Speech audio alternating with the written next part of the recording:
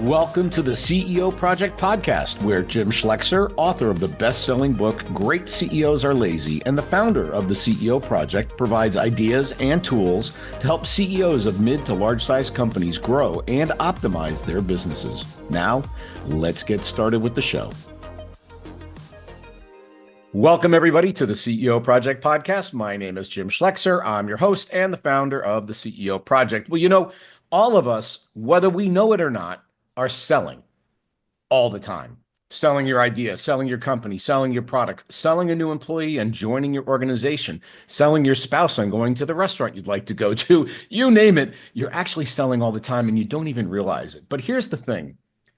The way you sell is through the use of words. And we've all had those moments where we can't find the right words, we can't influence, or even worse, you know you've said the wrong words, and the response from your spouse is, oh no, it'll be fine. And you know it's anything but fine.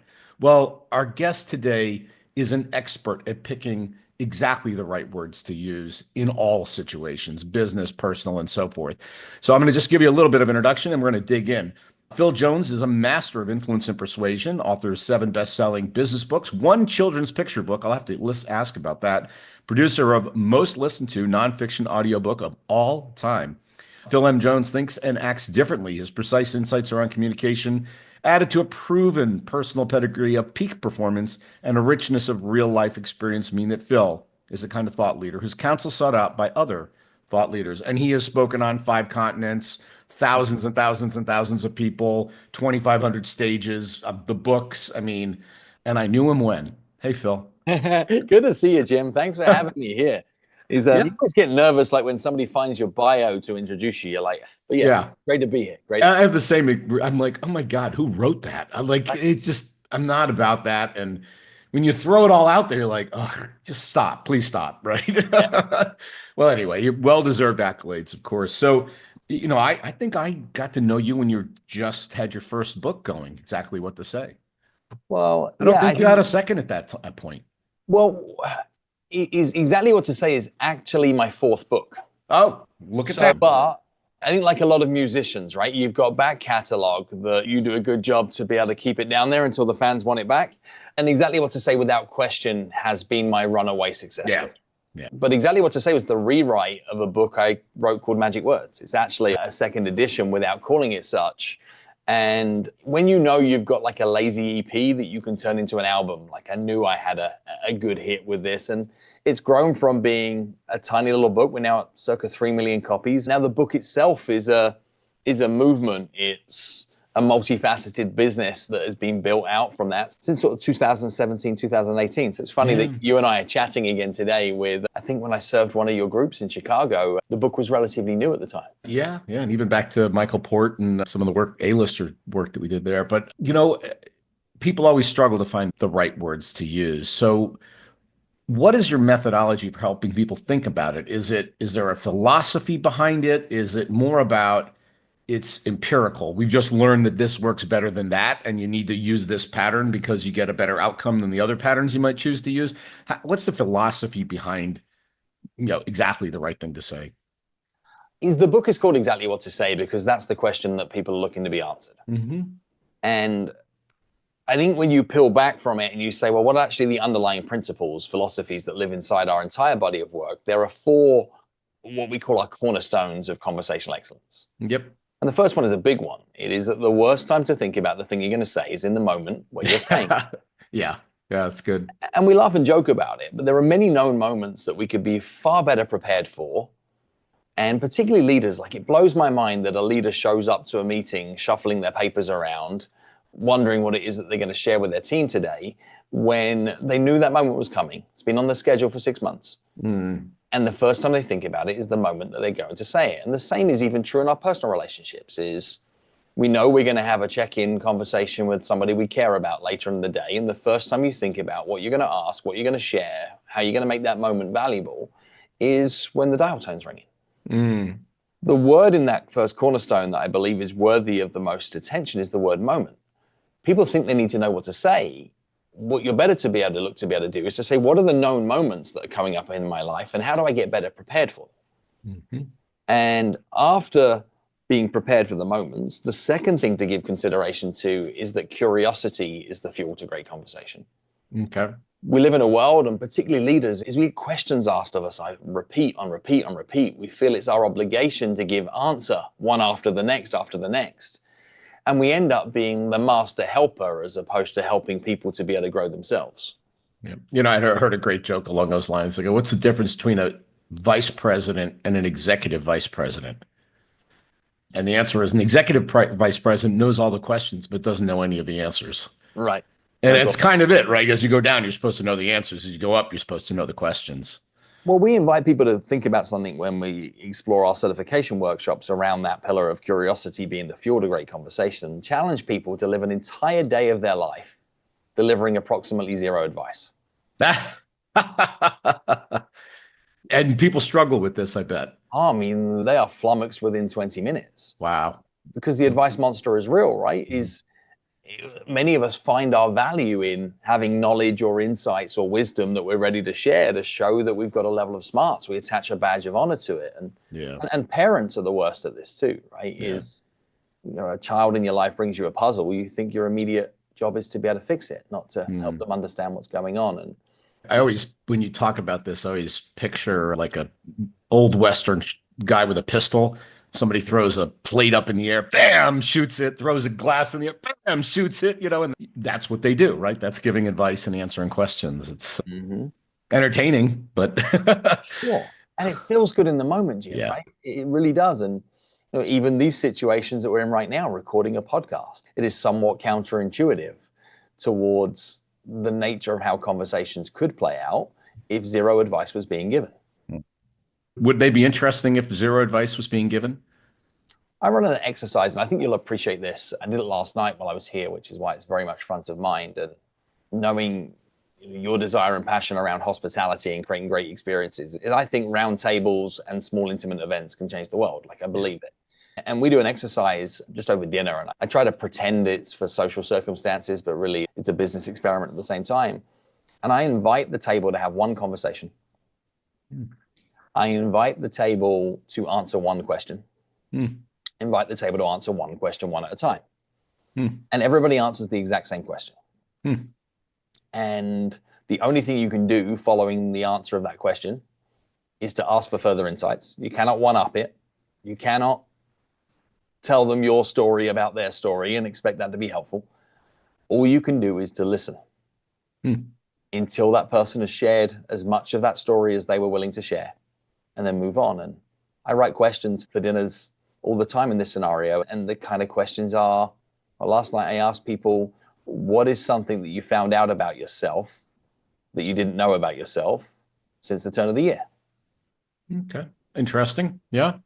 And it just plays different when people are given a space to be able to share a version of truth. Well, and I think, we find in roundtables, we use a methodology similar to that. The quiet ones, right, and we're all on a continuum, would get dominated, and they're perfectly happy to sit back and just not speak. But that what you're doing, which I love about it, it causes everybody to speak. Everybody gets airtime, which is unusual.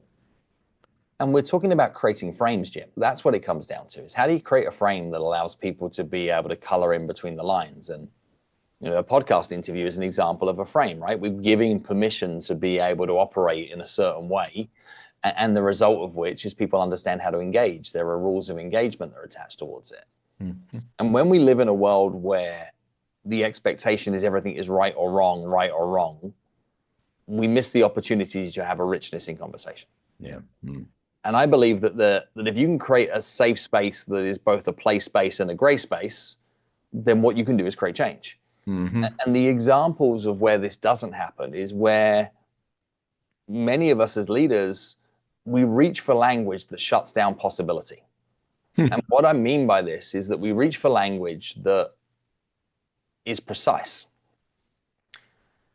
And this is going to sound counterintuitive. It's certainly ironic. It is to never speak in absolutes. That's just crazy. No, I'm kidding. Obviously. Though, no, right? I did it on purpose, obviously. I know. But like the rights and the wrongs, is they shut us down. Whereas is Yeah. when you can insert curiosity into conversation with mights, maybes, possiblies, perhaps is, then you allow people to be able to give mess back into a messy scenario for you to then reorder that mess together to create new normals. The worst example of this I see all the time is people asking should-based questions. What do you think I should do? What should we do here? Like, there's precision in should. A simple swap of the word should to the word could. Interesting. I have a friend. Way bigger space to play, right? I have a friend who says, "Don't should all over me,"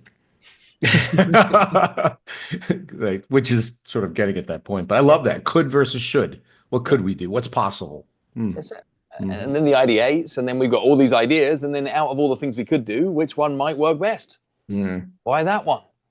I love the power comment there, Phil, because when we're leaders or CEOs or entrepreneurs and founders, you walk into the room with so much power and influence, and you don't have to work hard to shut down dialogue. You really actually have to work really hard to allow dialogue and suppress your dominance because you have all this positional authority, right? So you have to, because a lot of leaders go, well, if I'm soft, I'll be viewed as less of a leader somehow. And yeah, I'm with you. I don't think so. I think you're actually allowing the team to fill that space. Yeah. And look, you're still the boss, you're still the founder, you're still the CEO. Don't worry about that. It's not going away, but you'll get a better conversation. So I love what you're doing there. I really do. That's great. Thank you. Thank you. So what's the third? I was just seeing if you were listening. I was indeed. Yeah. The third is that people do things for their reasons and not yours. And if I make that remarkably simple, is that you should never, ever, ever, ever, ever, ever, ever invite anybody to do anything unless you can say these words first. And the words you should look to say first are the words because of the fact that you said. Because of the fact that you said blank, blank, and blank, then for those reasons, my recommendation would be blank, blank, and blank. Now, that's a very simple framework in theory. It's a way more challenging framework to deliver in practice because you have to collect the blanks. Yep. And that's why strategic curiosity becomes a superpower. Because if there are recommendations you're looking to make, what you need is buy-in. And what buy-in needs is evidence. And to secure evidence, you need to get great at asking questions that collect you the information you're looking for. There's a big difference between, like, there's a promotion opportunity that's come up inside the business that I think that you should, versus, hey, because of the fact that you said that you've got some increased capacity in your existing role and you have appetite to be able to do more and have the hunger to make a bigger commercial impact inside the business. For those reasons, I'd recommend that you give careful consideration to this opportunity that's existing in another part of the business. How do you avoid, like one of the things you learn in sales is about questions. You can move people with questions, right? But also can be very manipulative if you're not careful. So how do you run the balance between curiosity and manipulation? Like, I can see a CEO come in and saying, I already know the answer. I just have to ask the right questions to get them to figure out this is the right answer. Sure. That's manipulation as opposed to curiosity. How do you avoid that? Because it's a real danger, I think. Well, to me, the difference between manipulation and influence is integrity. So every superpower that anybody holds can be used for good or bad. Let's put that out there, right? You can go to self-defense classes and you can protect the people you care about. You can go to self-defense classes and you could cause somebody a lot of pain in a barbell. Like, you get to decide how you use it. But more than that, is the safest place to go into any conversation if you're looking to influence anybody over anything is to go in believing that you might not be right. Yep. And the kind of questions you ask, are you trying to break your thesis? You're not trying to be able to manipulate somebody into believing what you already knew was right. You're looking to be able to find out if you're as right as you thought you were. Because you might not be. Which means that if you're trying to create a change in anybody else's mind, you at least have to be open to the fact that somebody can change yours. Now,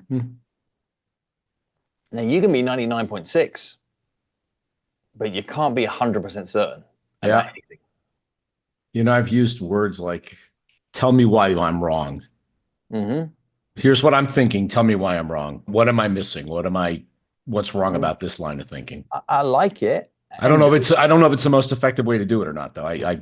There's probably better ways. There's nothing wrong with it other than some of the things we've already talked about in this interview. Other than everything else I just mentioned. Yeah. Well, no, Yeah. you mentioned the power dynamic, right? The power Yeah. dynamic of a leader. And if you're trying to Yeah. test your idea as a leader, Yep. and you're saying to somebody, "Tell me why I'm wrong," the words "tell me" are what are called a command order. So what you're doing is you're taking your position of power and you're hitting somebody with a "tell me" statement, which is actually going to trigger fight or flight. Interesting. Doesn't mean you might not get an answer, but they're doing it from a position of fight or flight. Let's even apply it to a child in your life that has done something, or even an employee in your world that has done something that you wish they didn't. You could say, like, "Tell me what you were thinking. Tell me, why did you do that?" You're going to get blame, excuse, denial. Yep. Whereas if you swap "tell me's" for "help me's," Hmm. Help me understand what I'm missing. yeah, help me Hmm. understand, what could I be missing here? Help me understand, like, what am I not seeing? It's the Hmm. same question, Hmm. but there's a strength in the vulnerability of saying, "I would like your input into this because I Hmm. believe that would be beneficial," Hmm. not boom. Because even your "tell me" question, if they give you something back you disagree with, you just started an argument. Yeah, well, it's also about how you receive it, Mm-hmm. right? I mean, you could go, that's fabulous. You're completely right about that. Blanked on it. I missed it. Yep. That's great. Let's figure out how to incorporate that. That's a great idea. I definitely agree with that in its entirety. Yet, in addition, our responsibility of leaders today is to not have our people get better at responding. It's it's being able to write better questions that make the response easier. And Yeah. many of us ask lazy questions to create hard answers. Hmm. Whereas Say that. actually What do you mean by that? That's good. is even, well, what do you think we should do? It's a lazy question. Hmm. It brings hard answers. Hmm. Hey, folks, can you do some research and share maybe some insights around 2, 3, 4 ways that other organizations would approach this problem, and bring that back towards next week's meeting and share what you think might be some of the ways that we could approach that?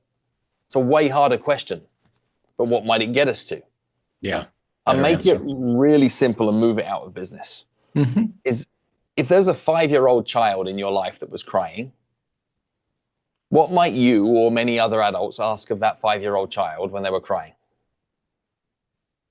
What's wrong? I mean, I don't know. Yeah, this is It's been how a while since predictable. I had a 5-year-old, Phil, to be fair. But the predictability is, I could ask any room of 1,000 people; they'd all give me the same answer you just gave me. There you go. Okay. They say, "What's wrong?"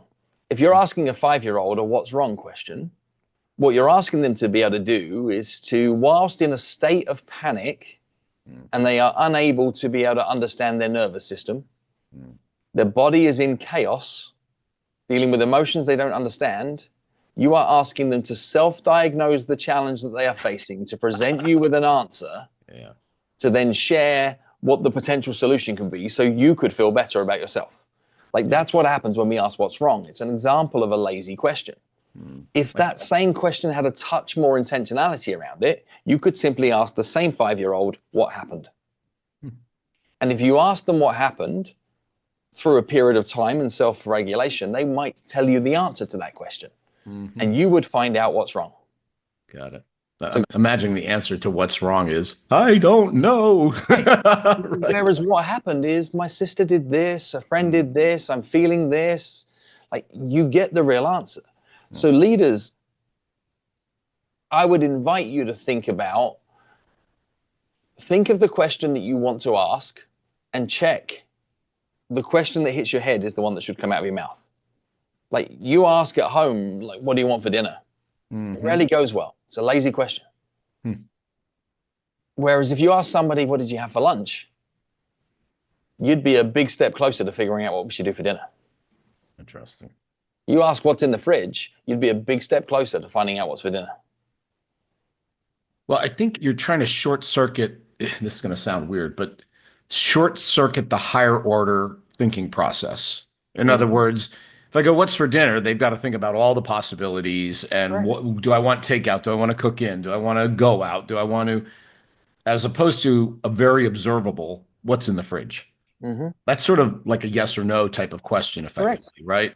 We're in a hyper technologically focused moment in time at this point, where people are getting very excited about artificial intelligence. And it has gazillions of really powerful applications inside the world of business today. But one that's really surprising me is where people are like, yeah, it's good, but it's only as good as you prompt it. Hmm. And I'm like, you think that's a new idea? I wrote a book on this. But this is what people are, right? We're Yeah. only as good as we're being prompted. And Yeah. as leaders, if we write better prompts, we get better outputs. Oh, that's a really interesting riff. I like that a lot. That's really good. Hmm. I think on your fridge question, you go, would you mind putting the inventory of the fridge into AI and have it tell us what to have for Just tell dinner? us what to eat. Yeah. Tell us what's for dinner. It's like, Yeah. just keep tracking that there and you tell us. Like, because you're right. So many of these puzzles would actually rather abdicate Hmm. to a tool that just says food. Yeah.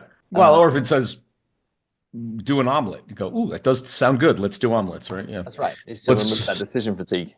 so what's your fourth pillar? It's the person asking the questions controls the conversation. Yeah, always, yeah.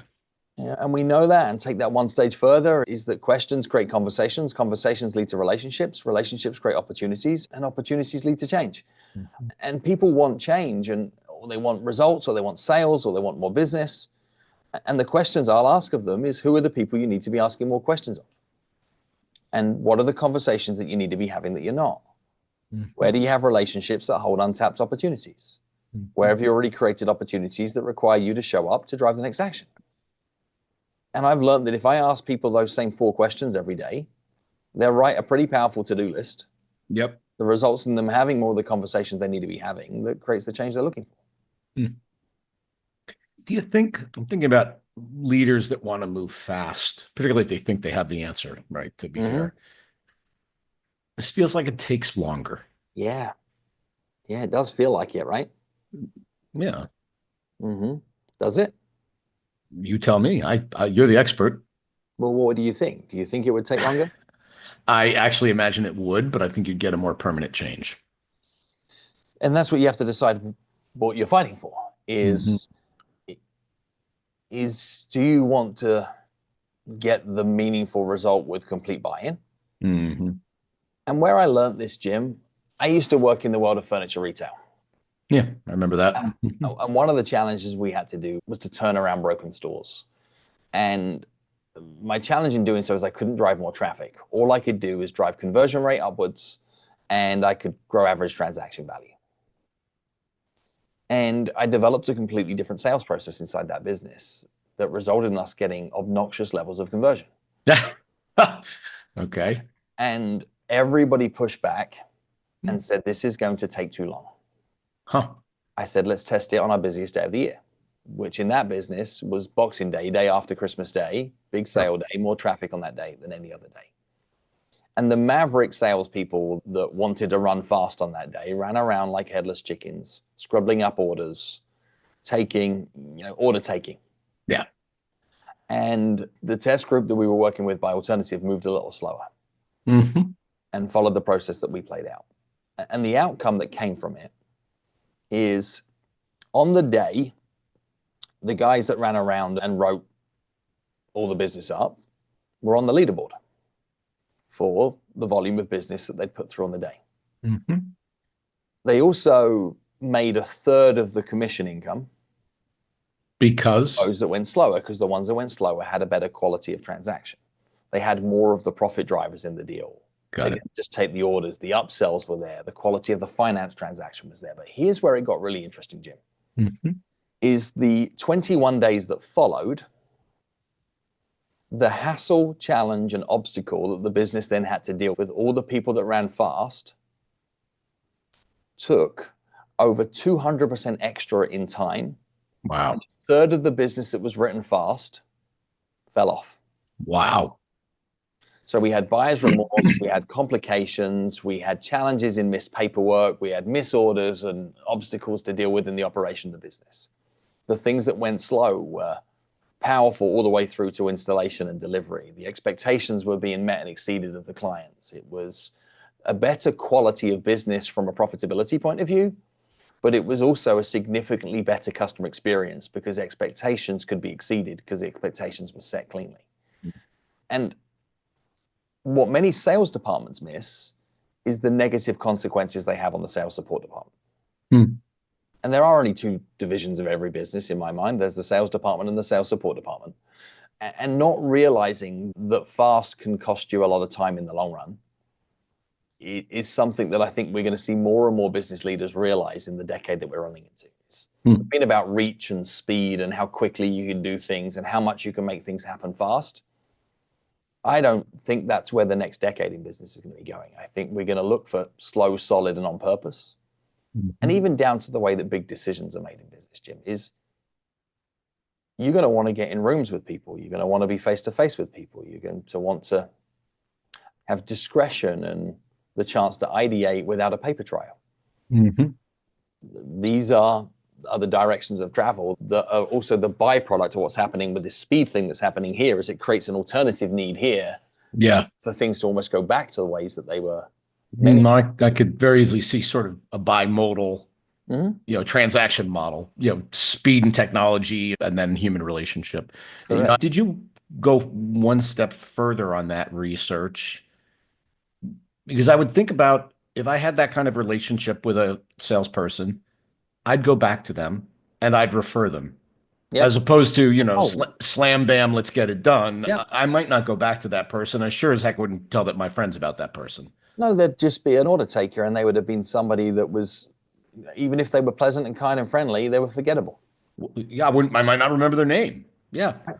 Did you do that sort of longitudinal element to it, or? Well, what we then changed is we changed the entire training culture of the organization. There you go. Okay. And it became a standardized process that this is how we did business, because you had to keep the business on the books. If we didn't have the profitability, it's not worth running the business in the first place. Right? You got low margin, high volume, and high transactional cost, and high risk of this then resulting in customer complaint and missed expectations from customers. It was too expensive to go fast. Yeah, that's a great line. I did some work with our US Marines, just a short piece of work earlier last year, and in our body of work around exactly what to say, we say if you slow the process down, you speed the outcome up. And the Marines then in the room turned around and said, got it. Because in the Royal Marines, they say that slow is smooth and smooth is fast. Yeah. And I'm like, well, hang on, I've been preaching that a while. And if it's good enough for the Marines, it was the first time I heard it back. I'm like, yoink, I'm taking that. If it matters, go slow. Yeah. I think the SEALs have the same expression. I believe it. For the record. Yeah. I believe it. Any particular nuance to these pillars or your advice for CEOs or entrepreneurs?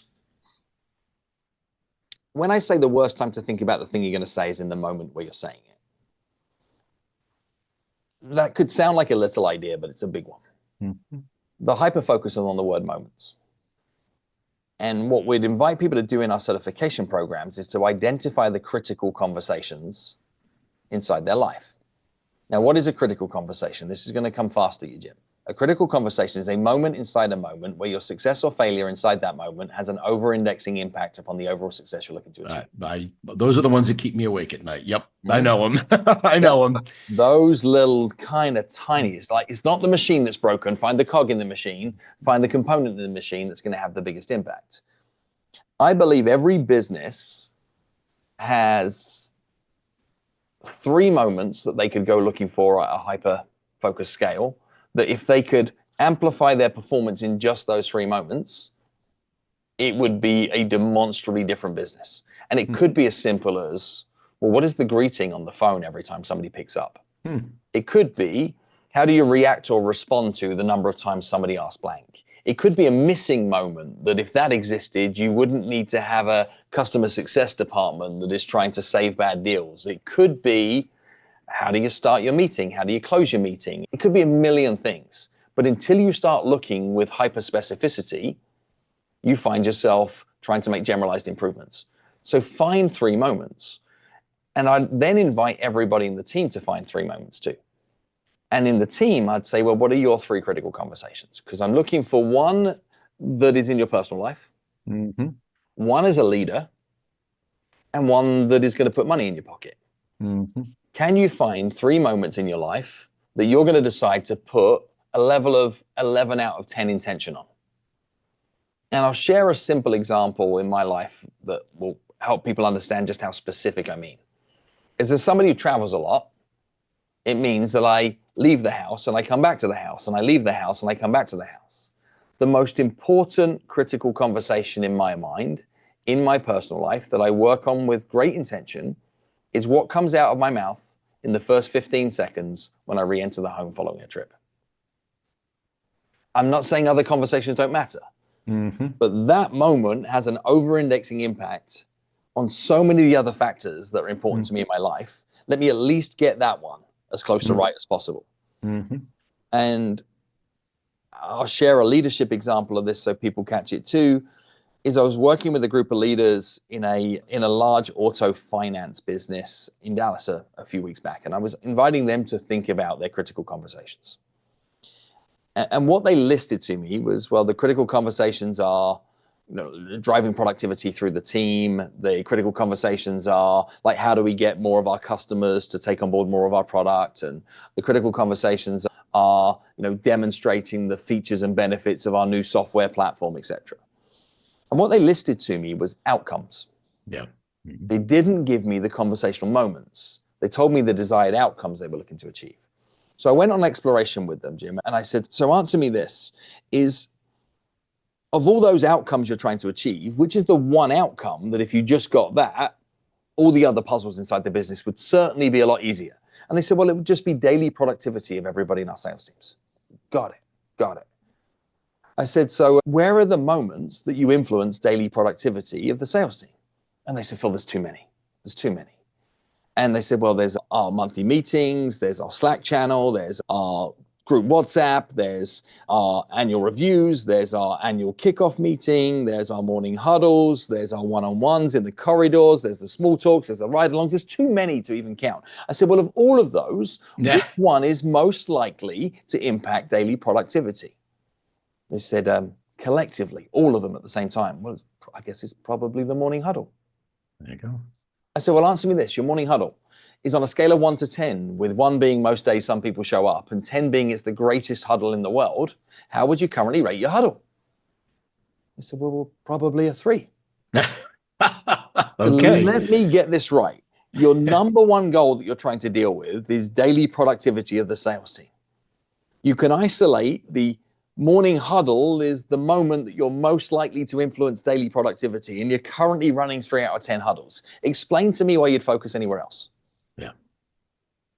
And I'm not saying the other moments don't matter. I'm saying find the ones that you're going to shift your attention to an 11 out of 10, that you can turn your 3 out of 10 performance to a 7 out of 10 performance. That gap is going to make a bigger impact than trying to turn your 9.2s into 9.3s. Love it. Phil, we could talk for 10 hours. This was great. Thank you so much for taking the time with us. Oh, my absolute pleasure. And if people want more Phil Jones in their life, what would be the best way to get a hold of you? Safest space to come and find me, as in like the real me, is on Instagram at Phil M. Jones UK. So if you want to pick up the conversation there, then do so. If you think that Instagram's not a cool place, then change that. You probably should have an Instagram account. It's 2025. And then if you would like to just see more about what we do, it's exactlywhattosay.com or philmjones.com, and you can learn more about all the services that we provide there. Beautiful. Phil, thank you so much. Thank you, Jim. Okay. And for all of you listening, I hope you got some great ideas. I certainly scribbled a few down here, and we'll see you next time on the CEO Project Podcast. Thanks for joining us. Thanks for listening to the CEO Project Podcast. We'll see you next time. Be sure to subscribe to get all the future episodes and check out our website, www.theceoproject.com.